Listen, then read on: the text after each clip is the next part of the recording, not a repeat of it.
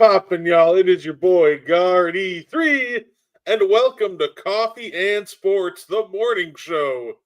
And look, I didn't get much sleep at last night after such an exciting Thursday night football game. How could you sleep after that one? So why don't I introduce you to the greatest co-host of all time? He is Mo Betta. How you doing, Mo? You know what? I'm well rested after watching that snore fest that put me out cold. Before the third quarter, I was knocked out cold. And guess what? The score didn't change. It was terrible. Excited to talk hoops. We got a big Friday night full of NBA games, so let's get into it. Yeah, like I said, you know it's bad when I go on Twitter and the only highlight reel I can find from last night's game is the highlight reel of AJ Cole, the punter of the Raiders. Which, look, he had a fantastic game. 2 punts at the 1 yard line. Whoo! He was on one. At least somebody showed up to play last night because the rest of the game was pretty terrible. So, shout out to AJ Cole, man. Thanks for carrying that game last night. So, of course, I figure we just start with talking about the other game, Mo. There's only one NBA game last night. Suns, Clippers. No James Harden, no Kawhi Leonard. Suns took care of the Clippers rather easily. Mo, what were your thoughts about last night's game? The results weren't that surprising to me, obviously, with the Clippers missing their 2 best players. But I was really more interested to see what Jalen Green would look like in a Suns uniform in that system, playing alongside Devin Booker. And look, as season debuts go, he looked terrific last night. He got downhill a lot. His mid range was falling. He clearly looked like the quickest player on the floor. It was a great debut, and maybe the best thing for a guy like Jalen Green is to be able to play off a proven all NBA player like Devin Booker. It might be just exactly what the doctor ordered for Jalen Green. Yeah, absolutely. I hated watching the Clippers yesterday. That they just did not look like they were ever into that game. And like my problem with watching the Clippers yesterday is there's just way too much ball watching, man. Like I'm watching them, and they're like completely like I watched 5 guys watching Colin Gillespie dribble and leave Grayson Allen wide open for a check the win 3-pointer. I'm watching bad double teams on Grayson Allen in the middle of the court where there's no double team angle just to leave Royce O'Neal open for a 3. That was just one of those games where it looked like that the Clippers were, even though that their best players were out, it just seemed like they were never really into it. No, I would agree with that. It was a lackluster performance, but this Clippers team has been Jekyll and Hyde. I know we're early into the season, but they've been kind of like a roller coaster ride. It is one of the older rosters in the NBA, if not the oldest roster in the NBA. So the different rotations and combinations they put out there, it's going to vary because you're going to always have a couple of guys in street clothes. When your core is 35 and older, you can book on that. I don't know the direction of this Clippers team, and more importantly, I've seen them play 4 or 5 of their games. I still don't know their identity. The only thing I know about them for sure is they don't run. And that makes sense, obviously, because they're an older, slower team. But their half-court execution is just a series of ISO ball. Left ISO ball in the corner, ISO ball from the top of the key. They don't really run a system. And look, let's just hope that come late in the season or playoff time that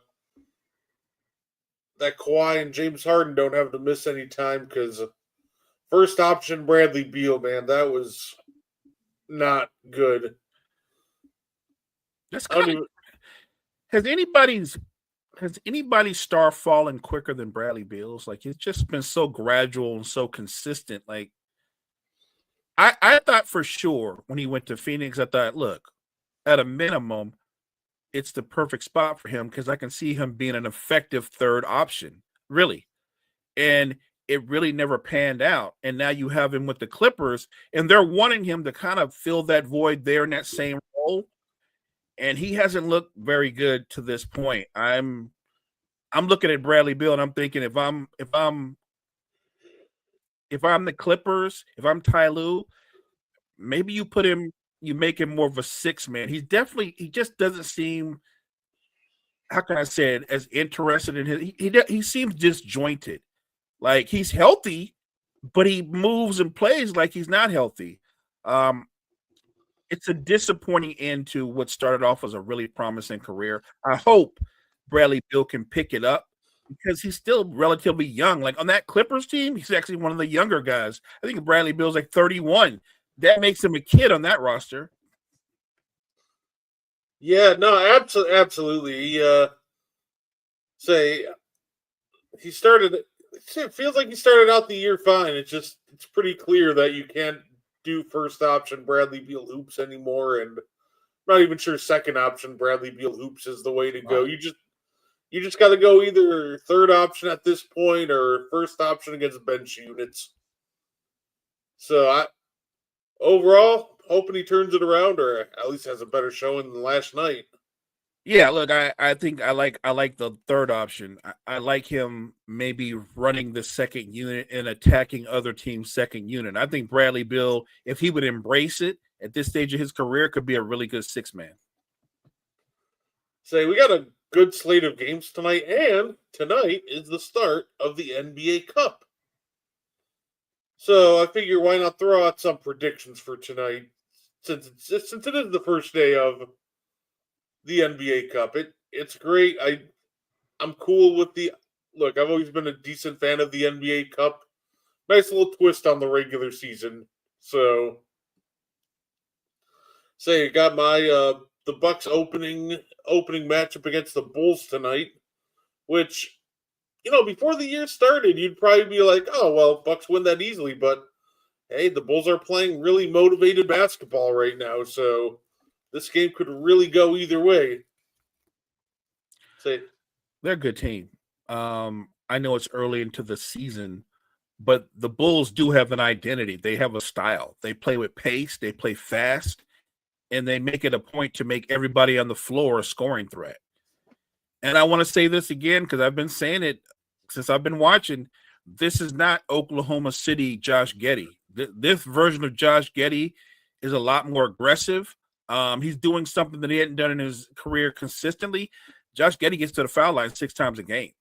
He also takes 17 shots a game, which he's never done in his career. Like Josh Giddey is he is still a great facilitator, but the fact that he's playing so aggressive and he's shooting the three ball with efficiency, like I said, this is a completely different Josh Giddey. This Josh Giddey, I'm not going to go crazy and say he's a franchise player, but this version of Josh Giddey is an all-star caliber player easily. It would not shock me if Josh Giddey, if he's going to carry this through, if this is sustainable, he's absolutely going to be an all-star, maybe even all-NBA. Like their style of playing this fast, it completely fits his skill set. He is exactly in the element he needs to be in. Oh, yeah, they're playing up tempo, they're playing quick, and they're coming off a very impressive come from behind victory against Philly. Josh Giddey and Matas Buzelis has been a great, duo for him.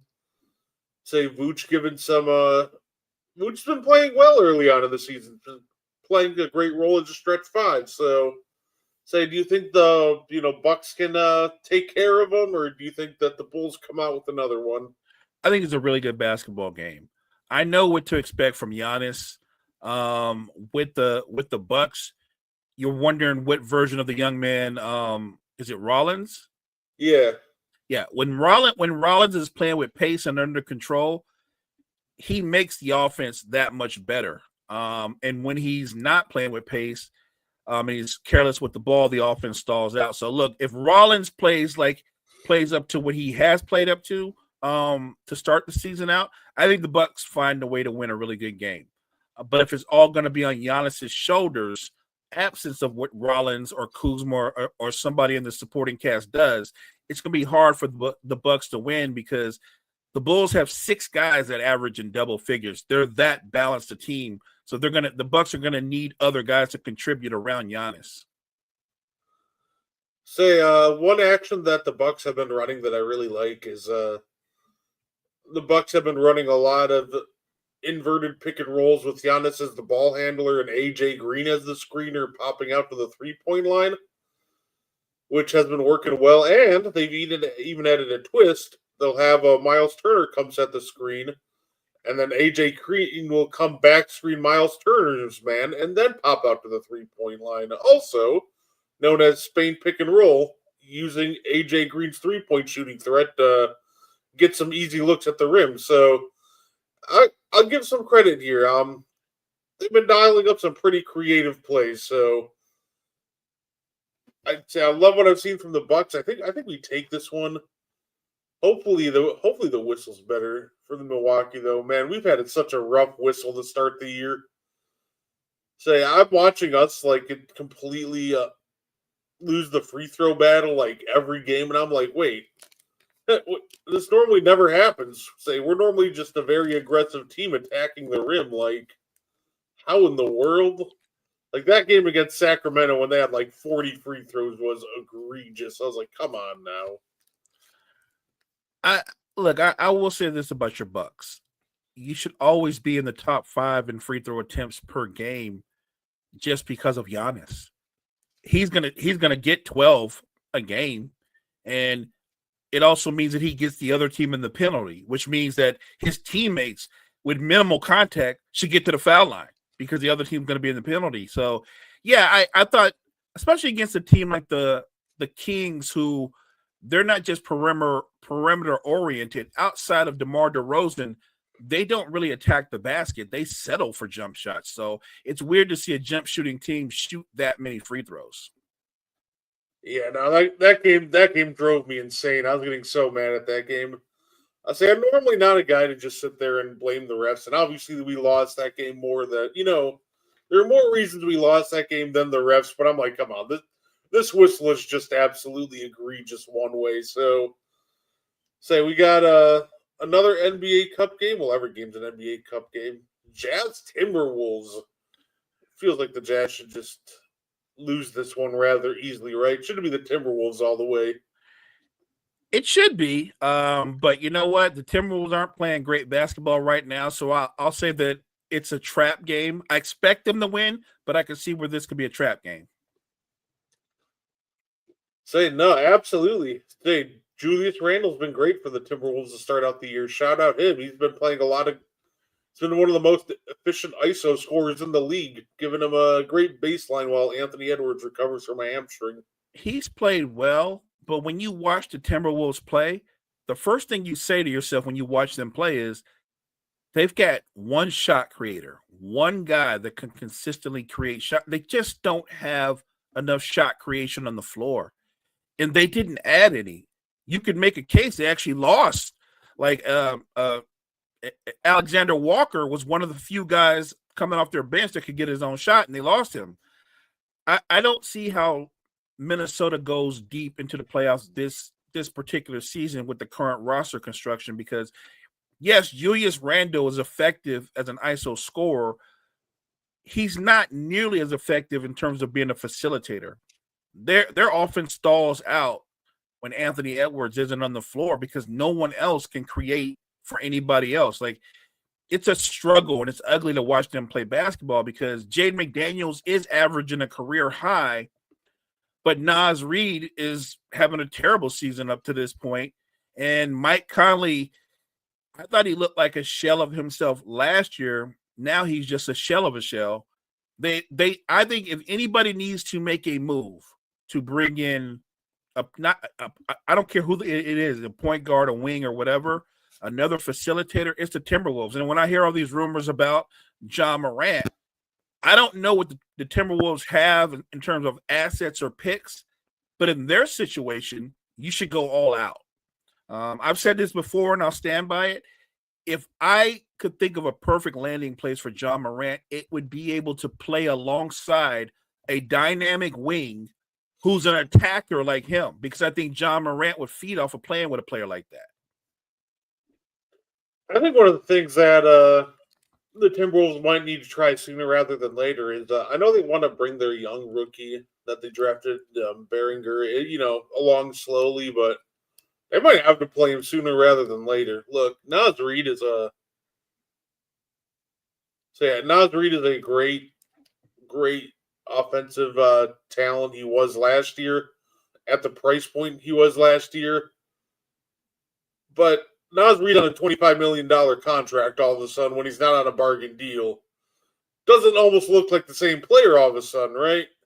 So the Naz Reid Julius Randle duo, when those two share the court together, as at the 4 and 5, defensive rating of 143. It hasn't been good. So they might end up having to either A, go get more size and Beringer just isn't ready, or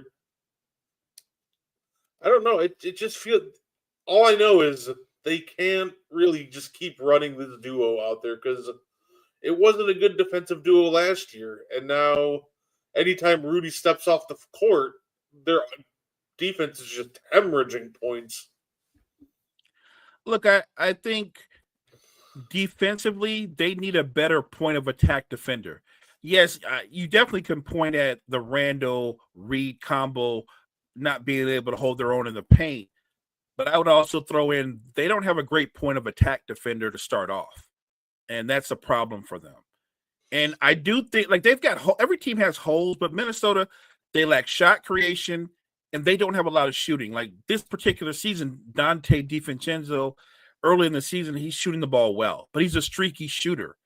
What I worry about when you look at the Timberwolves is late in the season, are they going to have enough shot not just shot creation but shot makers on that roster because they don't have a lot of them. I can understand wanting to maintain the standard that they've held the last 3 seasons as one of the better defensive teams, but I think that you could sacrifice a little defense for better offense. Yeah, so absolutely.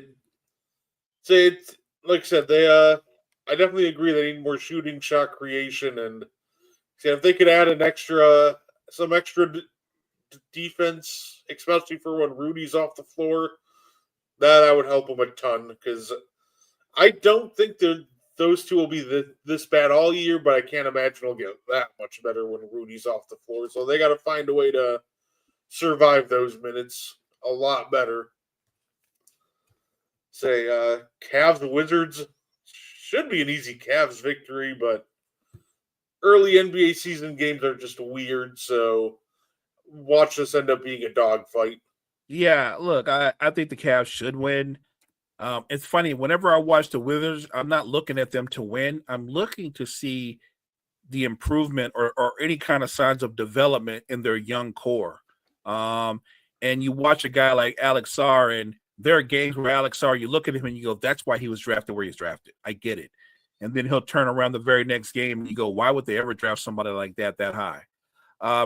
The most consistent thing about Sarr so far is that he's inconsistent.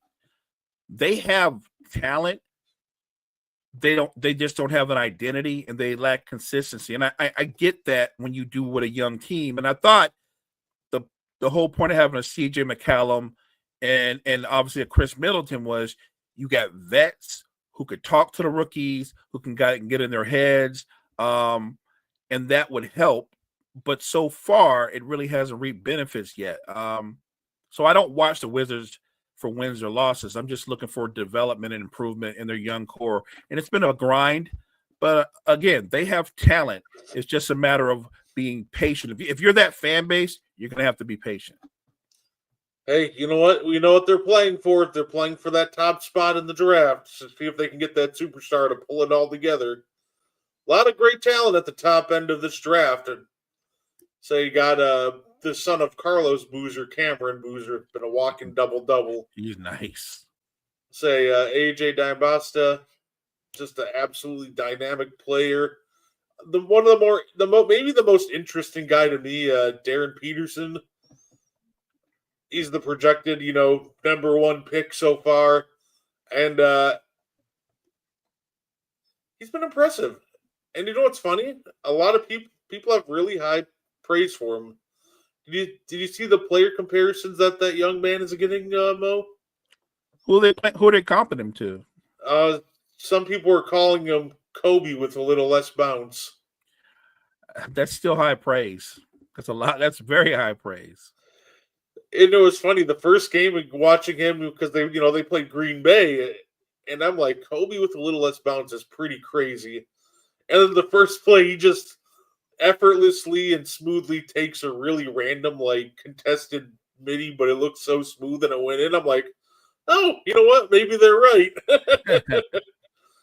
But yeah, no, I'm going to keep an eye on him and, just try to keep an eye on this entire draft class. But it's shaping up like this could be a very special draft, in the upcoming 2026 years. So, like, watching these top prospects, I'm like, yeah, I can see why these teams are tanking.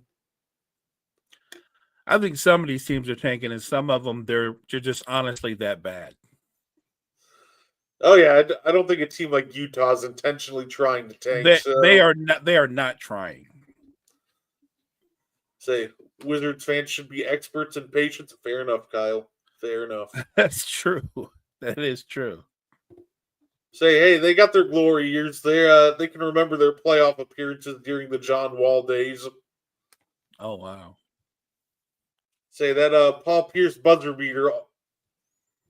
Well, almost that Paul Pierce buzzer beater was so good for them though. I'll admit I was so hyped when he hit that. Take you back to the 2016 Wizards. I love Paul Pierce. He is by far the most confident dude. One of the most confident dudes that ever played the NBA. Like, I love how when he reminisces, somehow he gets better as time passes. See that's why one of my favorite players to listen to is Jeff Teague, man. I just like how honest he is. He's just like, yeah, I was pretty bad, but here's what happened. Jeff, maybe that's why his podcast is so popular. Jeff Teague I thought Jeff Teague was a good player, a really good player. But he didn't have a Hall of Fame career and nothing but he was a really good player. But he speaks truth to when he was bad and wasn't very good. I think that makes people like him because he's just being his true self. Like a lot of guys, when they have podcasts or whatever, they try to hold themselves up into a different light, and that's not really Jeff Teague's way. I don't know how much you play NBA 2K, but I do know that Jeff Teague is an avid player of NBA 2K. So is Gilbert Arenas. And I had watched the recent episode of Jeff Teague's podcast, and apparently Jeff Teague's team beat Gilbert's team by 50 points.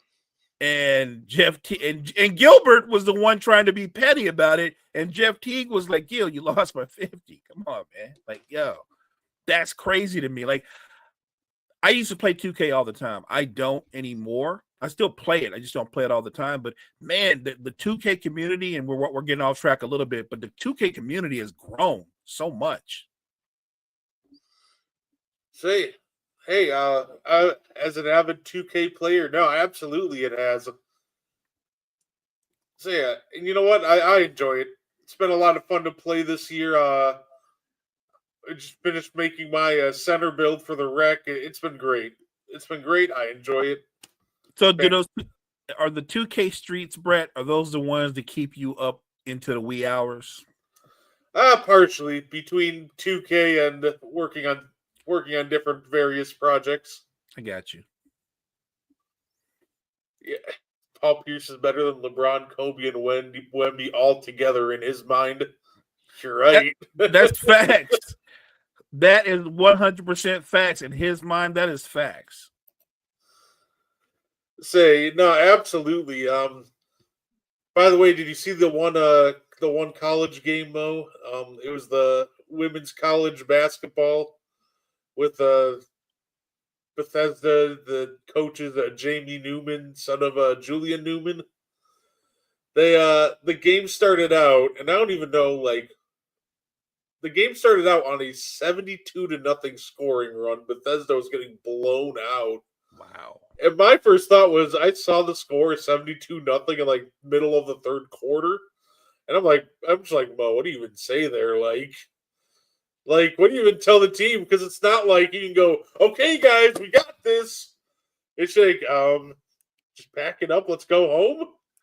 That is 72-0 in the third quarter. I don't even know what you do in the timeout. You're like, that's one of those things in this timeout. You're like, you're asking the players like suggestions, ideas, like guys, we're not trying to win.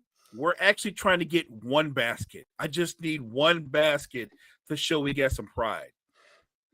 Yeah, Newman goes, yeah, the whole team had the flu, and I'm like, oh, yeah, okay. At the same time, like you couldn't score one basket before they got to 72. Right. The final score was 103-13. By the way, they got hot in the fourth. They dropped 10.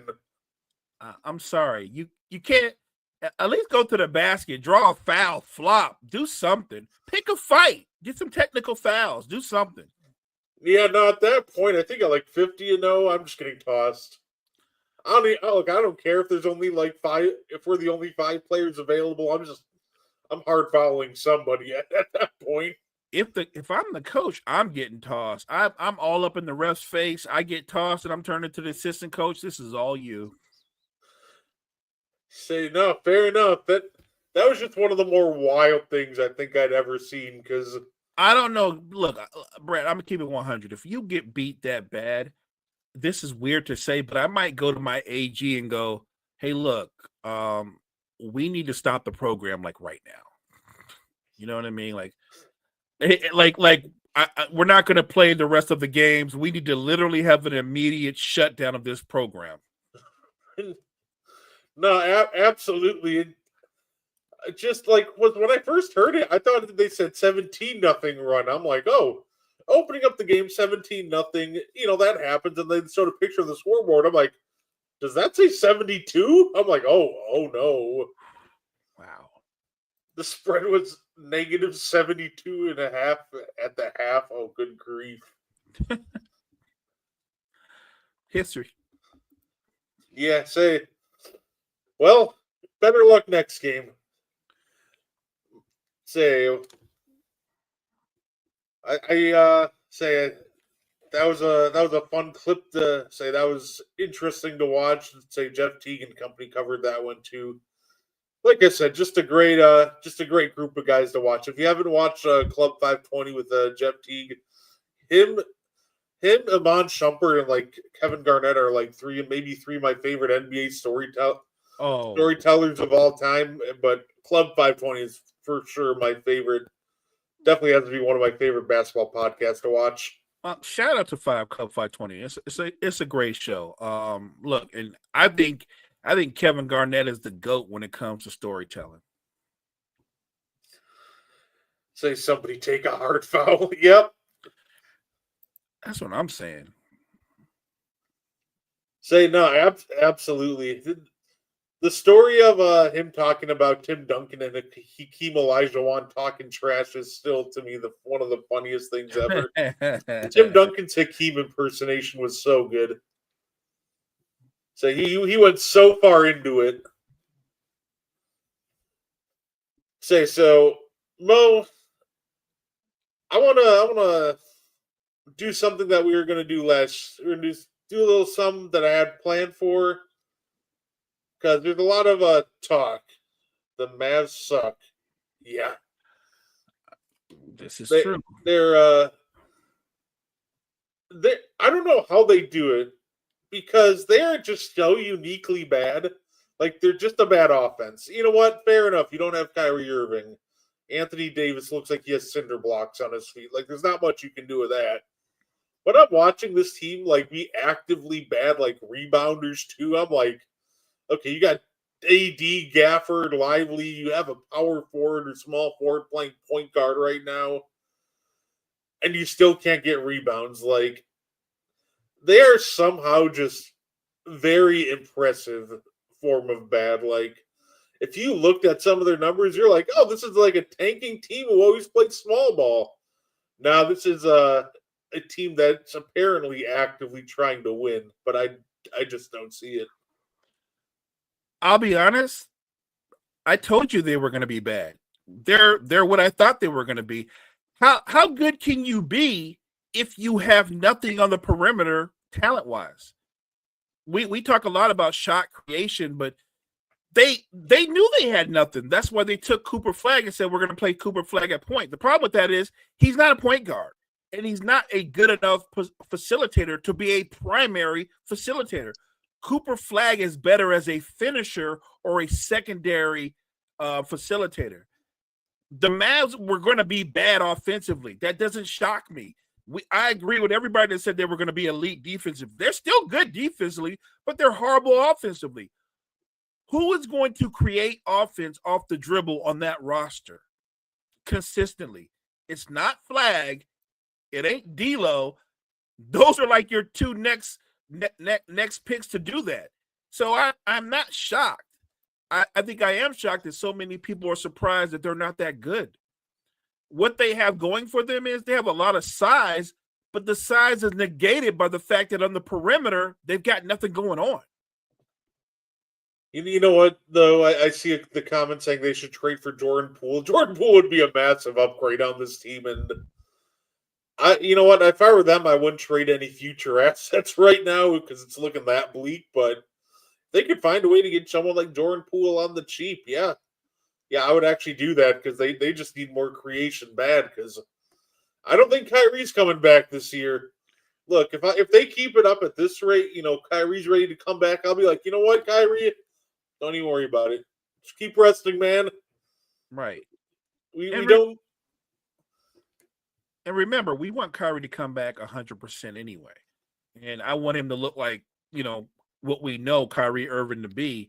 I don't want him to rush his recovery.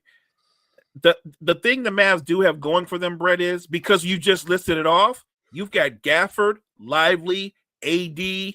Washington is a big small forward. He's like 6'8", 6'9". They have assets if they want to move something and try to set up for the future. Again, the problem with what's happened with the Mavs is this all comes back to who? Your general manager, Nico, right? Because Nico said, we're going to make a run. We're going to be a title contender within the next 2 years. Now, he couldn't predict that Kyrie was going to go down, but he did. And he couldn't predict that AD was suddenly starting to show his age, but he has. He couldn't predict that Cooper Flagg was going to have some rookie woes like a normal rookie.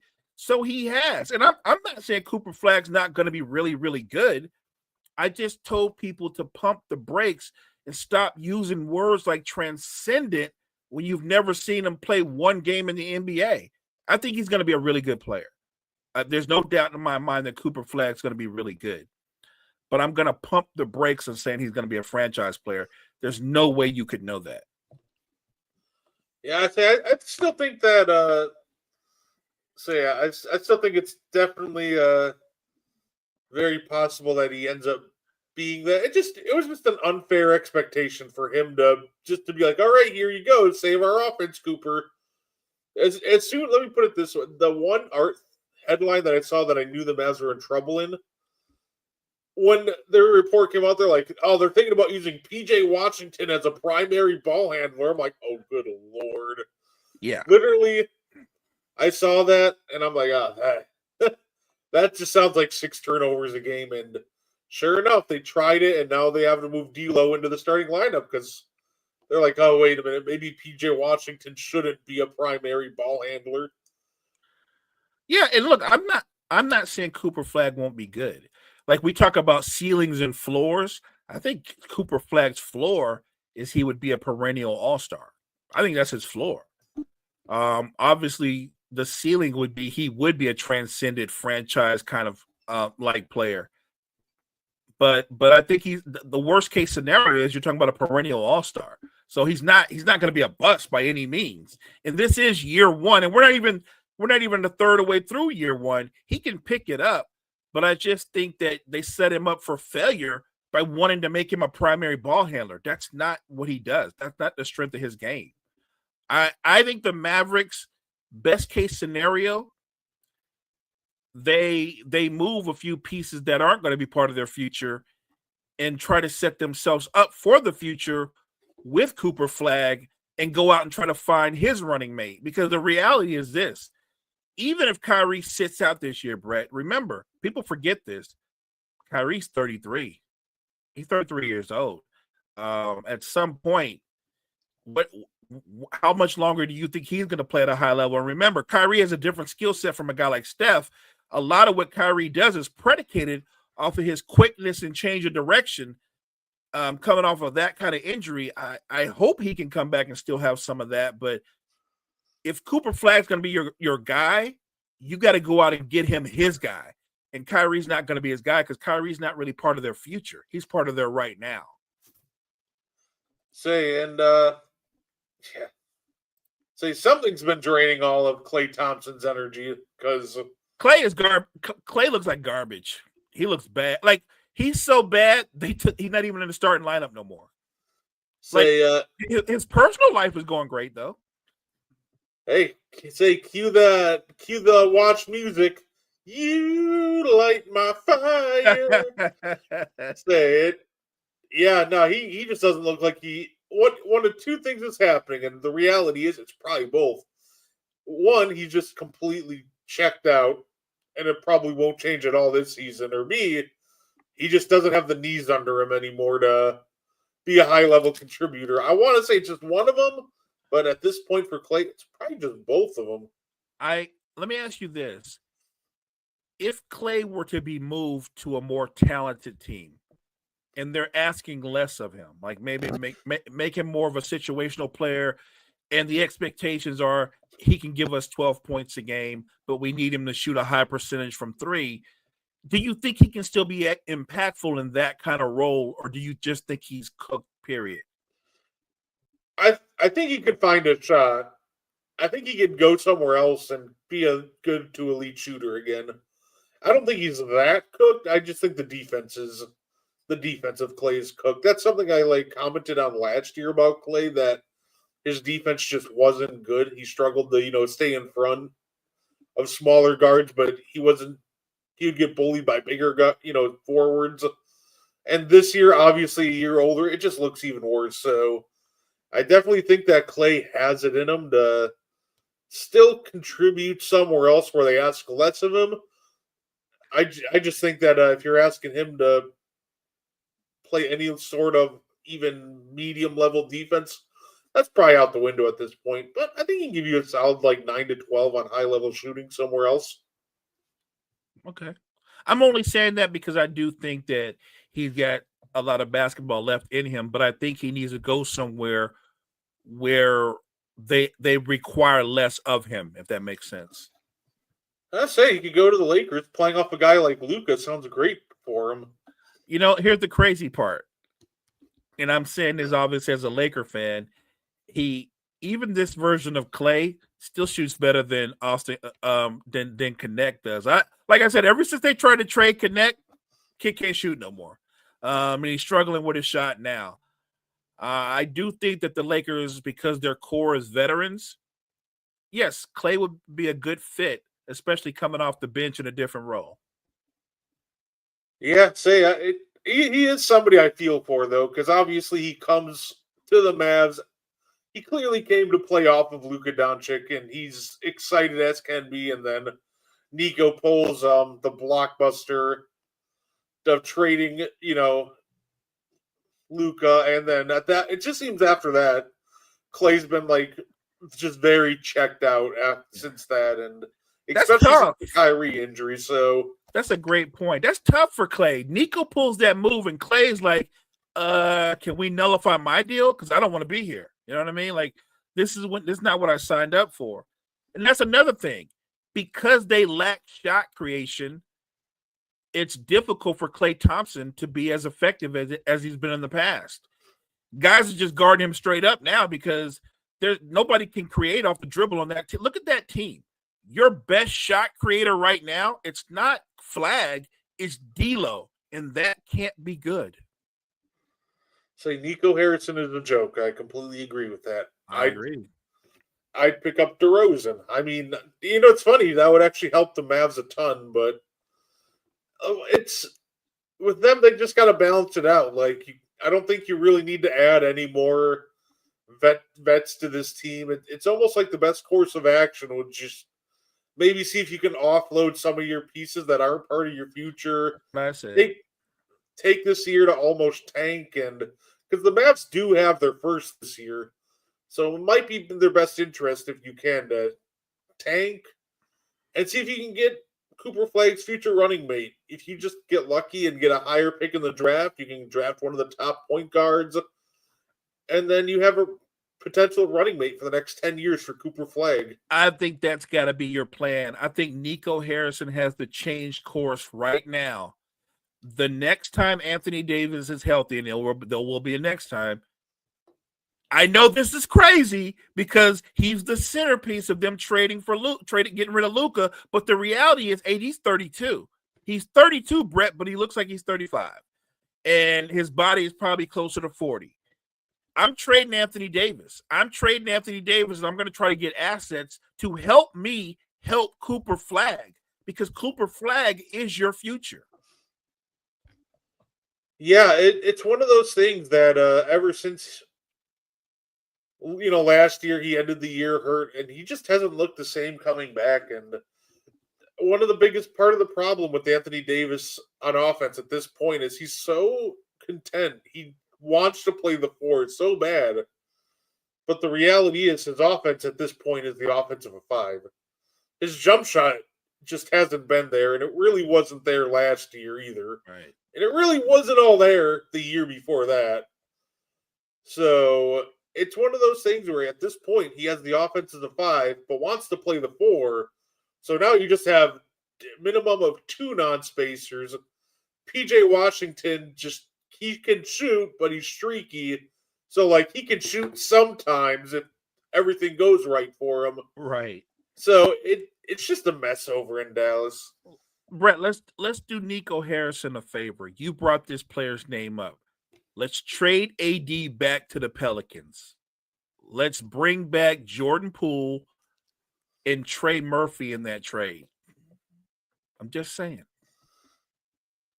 No, that trade will never make sense, no matter how anybody tries to justify it. It's one of those things. At the end of the day, like I said, I'm all for trading AD if I'm the Dallas Mavericks. They're not going to, because I feel like Nico's going to be too prideful, since that is the centerpiece of the return 100%. 100%. But honestly, Nico's pride is probably what's going to end up sinking this team and setting the Cooper Flag years back a couple of years. I agree. I think Nico's pride is going to eventually be what gets Nico fired. You can own up and go, I get why I brought AD, and I know I sold you guys on that. But again, he's gotten older. He's gotten more injury prone. I can move off of him, and I can sell my fan base on I'm moving off of him to set Cooper up for success for the future. If I hold on to Anthony Davis another 2 or 3 years, he'll have no trade value when it's time to move on from him anyway. I think you have to be smarter and anticipate age and injury and factor those in when you're building your franchise, when you're going about the job of roster construction around a young star. I love Kyrie. I'm a Kyrie fan, but he is going to be 33 years old, and a big part of his game is predicated off of his quickness. I don't know what he's going to look like, but I do know that even in the best case scenario, he and Cooper Flag, they won't be teammates for long. No, fair enough. Mo, I wanted to have a little fun. You mentioned the Memphis Grizzlies earlier. We all know what's going on with Ja Morant. I saw somebody make an interesting argument. They tried to argue that Ja Morant is not a top 10 point guard in the league right now. So, Mo got blessed with a top 3 point guard in the league for AD. Yeah. I remember being so salty about when that trade broke, because I remember that day because Mo and I had just done a live stream for the Royal Rumble, and then we sign off for the night, and then 30 minutes later the Luka trade breaks. I'm like, couldn't that happen 30 minutes sooner? Then we could have had a fun live reaction video. Right, facts. So Mo, I thought we'd have a little fun. play a game of Ja Morant or. Let's try to see if we can figure out. Obviously, I'd love for the chat to chime in too. If we can figure out where's Ja Morant in the pecking order of NBA point guards right now. So, like I said, we're just talking right now. So, I think can we agree? We'll knock off the big three of point guards right now. So, Luka, Shea, Steph, we can probably just knock those guys off right away. We can, even though Steph is in his advanced years, not taking Ja Morant over Steph. Okay, so, and I think there's even a couple more we can knock off right away. John needs a fresh situation. People disrespecting him heavy.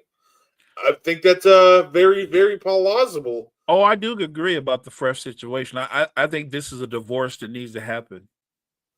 Yeah, no, absolutely. And that's kind of why I think this exercise is fun, because I just want to see where people are putting Ja Morant. What conversations is Ja Morant in right now? So I guess we'll start with Jalen Brunson. Say, would you do Jalen Brunson or Ja Morant? So are you asking me, or you're asking me as the GM of the Knicks? Would I change anything? You know what I'm saying? Like, I guess if the Knicks had a chance and they said Ja Morant's available and all they want back is Jalen Brunson. Yeah, which point guard would you rather have right now? I'm keeping Jalen Brunson. He's a better basketball player. Fair enough. Oh, great. So, in order to make top 5 convos, would you take Ja Morant or Cade Cunningham? That's not even close. I'm picking Cade Cunningham. He's a 6'7", 8" guy that can do everything. The only thing he can't do that Ja does well is he can't play above the rim. But Cade Cunningham is clearly a better basketball player. Okay, yeah, we got Brunson and Cade all day. Hey, fair enough. I did not have him in my top 5 either. I think this is where it gets interesting, though. Top 10 conversations. But that being said, it doesn't get that much easier. Ja Morant or James Harden?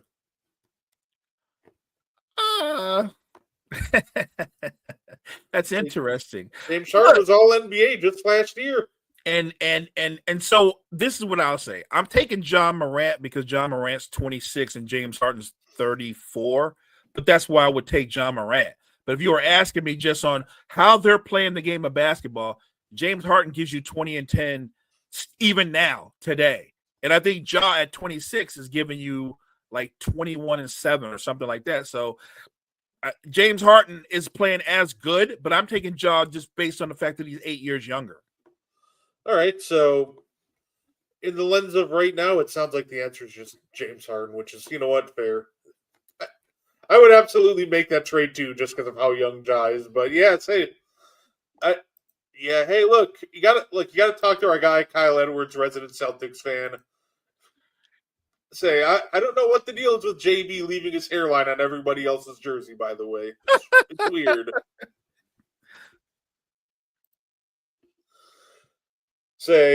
How about Ja Morant or we got some 76ers fans in the house, or Tyrese Maxey? Oh, I'm taking Maxey. That's not hard. That's not hard. Maxey's actually better at shot creation. He's a better shooter. I'm taking Maxey. Remember this about Ja Morant. We don't question his talent, but I think that when you trade for him or he's part of your organization, you're not just bringing in the talent, you're bringing in the personality and all the other stuff that comes with him, right? That's a part of the package. I don't think he's better than Maxey. And that's not even a guess. He's not better than Maxey. No, you know what? Fair enough. And honestly, Mo, I think this is about where I'd have Ja Morant right kind of behind Maxey. It feels like, right? Because I guess let's see if anybody can change my mind. Ja Morant or Darius Garland? I'm taking Ja Morant. Garland's the better shooter, but I think Ja Morant's still a better basketball player. I'm taking Ja Morant. So yeah, fair enough. Hey, Garland's been great this year, but I I would say I still believe in John Moran more than I believe in Darius Garland. Yeah. So we got him there. Let's see. I'll throw out a couple more names to see if anybody bites on one of the last couple names I have down here. John Morant or LaMelo Ball. Yikes. So this is an interesting one because not just that LaMelo's younger, you could argue that he's as talented, not the athlete that John Morant is. This is a difficult one. Because I feel like if you switch them out, Brett, and you put John Morant with Charlotte, would Charlotte be better or would they be the same? They'd probably be about the same. Whereas if you put LaMelo on Memphis, they might be better.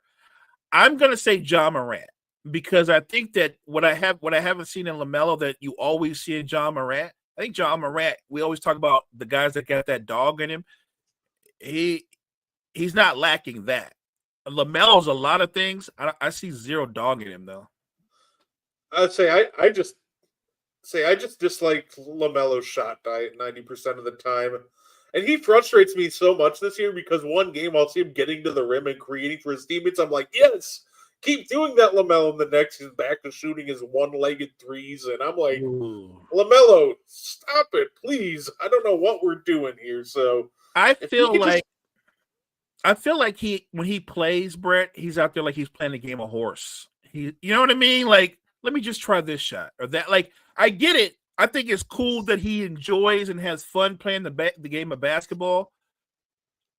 My point guard can't take 22 shots a game. You're not a point guard if you take 22 shots a game. Saying if you're taking 22 shots a game, they better be like smart shots and good shots. That too. They have the offensive weapons. He doesn't need to take that many shots a game. He can spread that ball around. Say between Bridges Miller and Con Knuppel can shoot over the top of a lot of players and it's been very good for them. Plus, it wasn't a fan. John Morant or his six-pack of Coors Light. LaMelo's on a good team. He'd be scary. He just needs to find somebody that'll like fix his shot diet. And I think he would be. No, go ahead, Brett. Go ahead. No, I'd say I just got to get with a team that's going to be a little more strict with him and rein him in. If he can find a team that can get him to take smarter shots, all of a sudden, like the efficient version of LaMelo Ball is probably all of a sudden sitting at the back end of, top 5, top 6 conversations. Right. So that's where I'm at. I'm not disagreeing with his talent, but he has to be willing to be coached. You know what I'm saying? He's got to be willing to go, I'm good if I take 17 shots a game and my assists go up and I'm more of a facilitator. If he's willing to be coached, then I agree with the statement. But if he's not willing to be coached, if he's content, and a lot of guys are, by the way, if he's content with being the best player in a bad team where you're going to put up numbers every year, but your team is getting the break speed off of him, I don't want him on my team. Oh, fair enough. And why not? We'll end it with a little bit. By the way, I kept all the injured guys off, so obviously not going to ask about Hallie or Dame, and I didn't even mention De'Aaron Fox because obviously De'Aaron Fox hasn't even played yet. Let me throw in a name right now that's been talked about a lot, and he's not necessarily a point guard; he's more like a combo guard. But we're just talking about player for player right now today. We're not starting fresh, but right now today, John Morant or Austin Reeves. Really, you know what's tough about this one?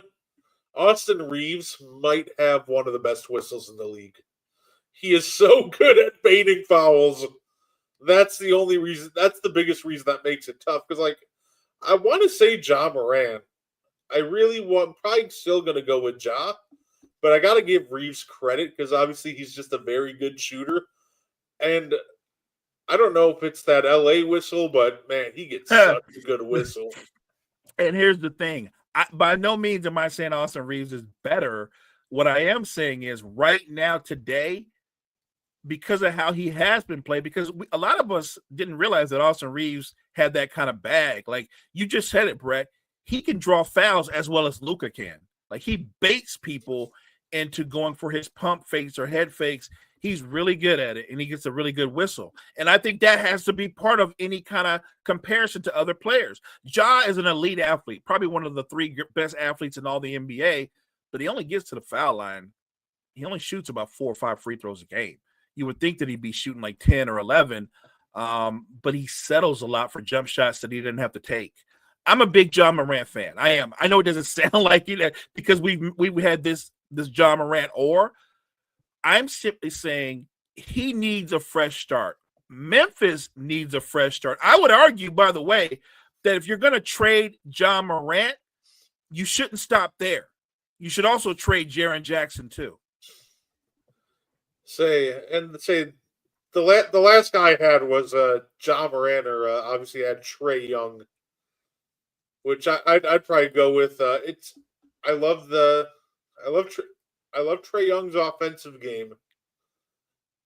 But I do kind of like the rim pressure that Ja Morant can create when he's fully engaged. So that is a good. That's actually. I think that might be the best one you've put out there this whole time.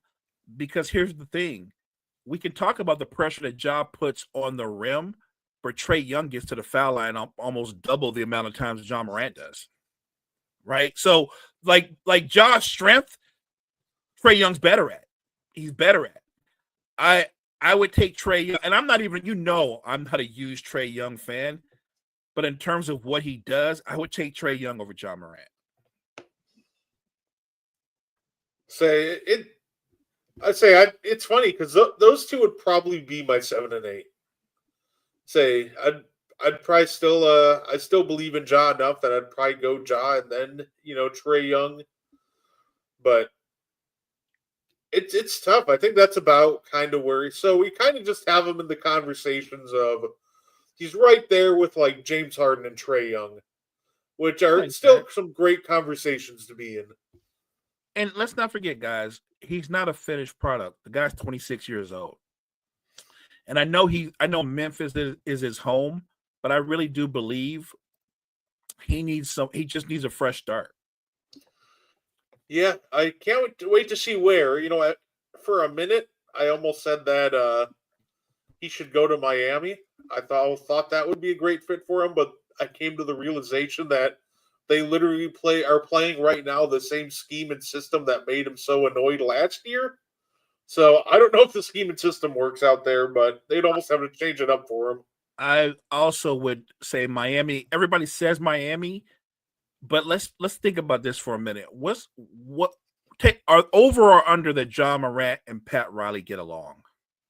Never mind Spoelstra. I know Spoelstra's a coach.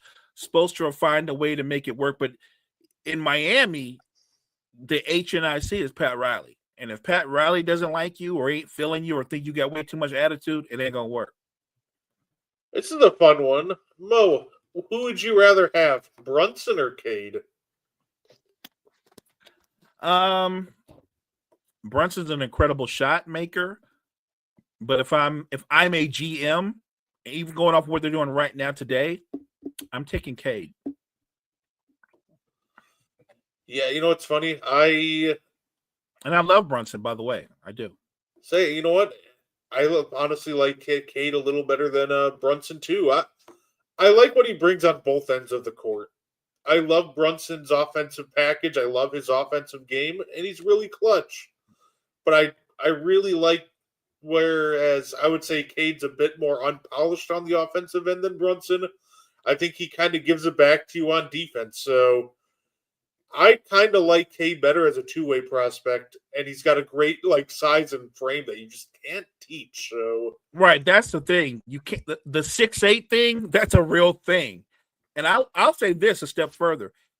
When they get Cade Cunningham the right sidekick where he can get off the ball a little bit and he can come off screens, it's going to take his game to a whole nother level. What's up, main event? By the way, we definitely appreciate all the comments and all the activity. The chat is live this morning, by the way. Appreciate you, chat. Trading for Ja would be like trading for Dre. Who would want that headache? I would. I think a lot of teams still would take a chance on John Moran. At the end of the day, this is a kid who just a couple years ago was almost in talks for, kind of where Anthony Edwards is now. The talk Yeah. for the next face of the league. He was Right. that good, that exciting. Like it wasn't that far removed, and I think the talent's still there.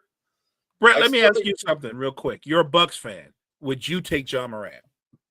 yes. I would take a chance on I think I would still take a chance on John Moran. So the Bucks, it's unique though. I don't think it's a for sure yes. It depends what we're giving up. And the only reason I say that is we already kind of have Giannis who likes to work inside. John Morant doesn't have a very consistent jump shot. So the fit is kind of awkward. If we could get him for cheap, I would absolutely take that chance, but it's not a for sure thing. Not because I'm not a big John Morant fan. It's more so because I'm unsure about the fit with Giannis. No, I 100% agree. And I just threw that out there just saying, would you still take him in the sense that you still believe in his talent? Look, if I'm a GM, I'm not putting John Morant and Giannis together because it is a bad fit. If you're going to get the most out of Giannis, the perimeter player that you pair him with has got to be able to be a shot maker. Say no, absolutely. John needs a new scenery. Memphis as a whole has just regrets it. Their new coach is trying something very interesting. So he's trying to play like everybody in shorter stints. So instead of playing everybody for like maybe like John Jared, for example, for a 7-8 minute stint, which is what you'll see most teams do with their star players. He's trying to play them for like a 5 and 6 minute stretch, and the idea is obviously we want to keep everybody fresh, rejuvenated at all times. But I think the big problem with that is it's not really allowing these guys to get into a rhythm. And when people are starting to just get into a rhythm, he still wants to stick to his rotation so badly that he just still yanks them. So I think that's kind of part of the problem where I think Liazzo, I'm sorry if I pronounced the Grizzlies' new coach name a little wrong there. I apologize, but I think you just got to get better at like understanding if somebody's, cooking. You just got to give them a longer leash. You can't just, always stick to the rotation. It just doesn't work like that. Agreed.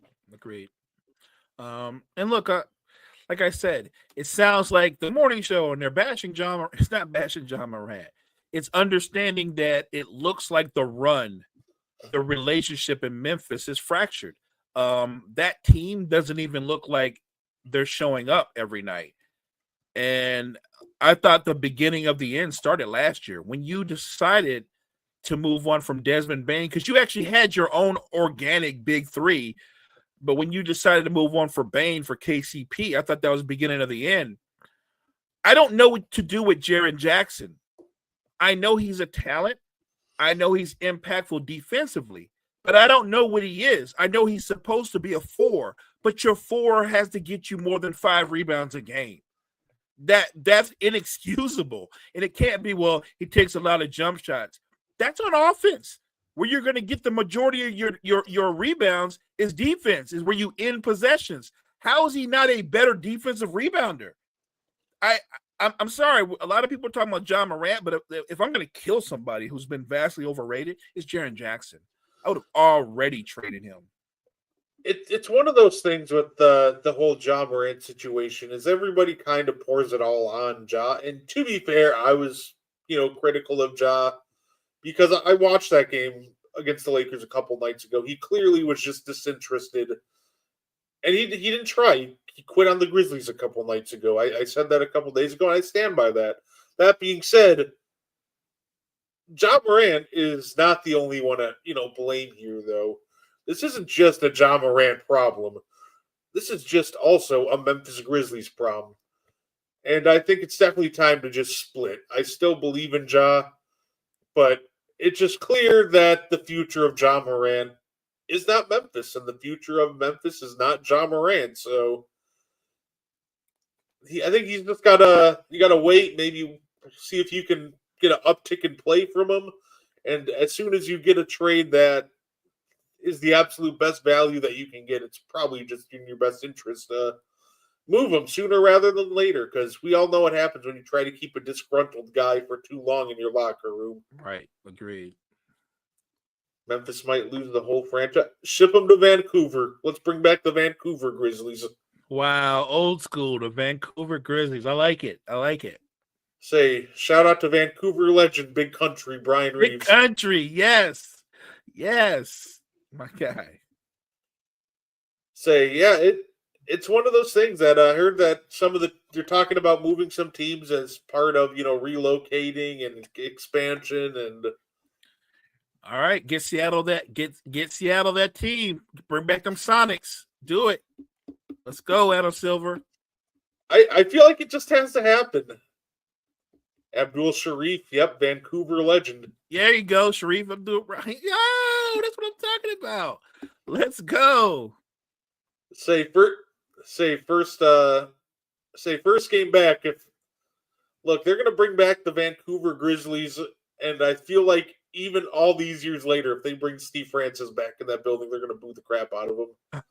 Never forget, he just completely spurned that whole franchise because he didn't want to play there and forced a trade to Houston. They might still be salty about that. Oh, I think they are. Yeah. I mean, I would be. Yeah.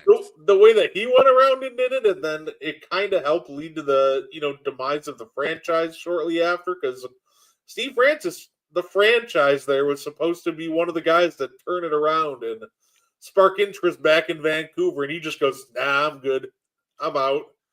It's funny that you brought up Steve Francis on a day where we talked about Ja Morant, because their skill sets are so similar. Stromile Swift. All right, now you're overdoing it. That guy wasn't any good. Stromile Swift was one of those guys that could jump out the gym, but that's literally all he could do is jump out the gym. He wasn't any good. So yeah, so I'll be interested to see. I definitely think you got to move a team at least up to Seattle, and I would love to see a team in like I said, I think Vancouver would be fun. Of course, I'm sure if I know the NBA though, get ready for a new NBA team in like Vegas or somewhere boring. Yeah, because the NBA, they always follow the money. And there's going to be tons of money poured into Vegas. So yeah, I think Vegas is going to get a team. I'm not against Vegas, but I would prefer it if a great sports market like Seattle could get back their Sonics. That would be great. Say no, absolutely. But that's all I had for us today, Mo. Anything you want to add before we get up on out of here? No, this time went really fast. I want to thank everybody in the chat. You guys were so responsive, so live. You guys were saying some wild stuff, and I love it. I appreciate you. Kyle's always wild, so yeah. Sure, a mile Swift walk so Jackson Hayes could run is fantastic. That's facts. That's facts. Yes, yeah. But no, guys, the chat was so live. Look, you guys kept us going today on a Friday morning. So thank you guys. Thank you, chat. Just make sure you check out all the great content we have at Wire to Wire Network. Make sure you check out Passion and Precision. Just a great show with Kyle and Jory. Thank you guys so much for joining us this morning. And I'll answer this real quick before we get out of here. It's full of crap. I mean, that Nick Khan, they're raising prices. It's not because of the international shows. It's because they want to make more money. Let's keep it a buck.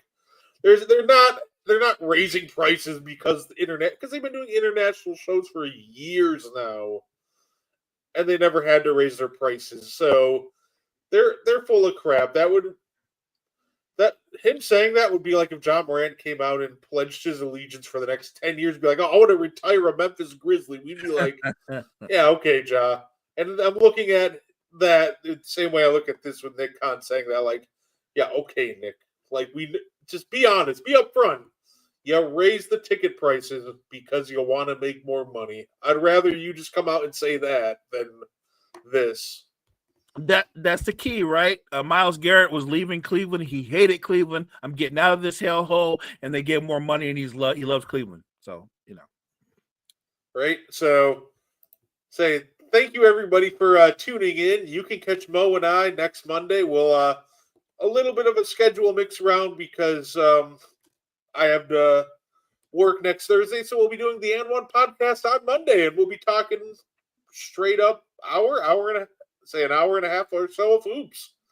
And then you can catch us talking wrestling on Friday. We'll mix it in with the morning show. So thank you guys for tuning in, and we hope you enjoy.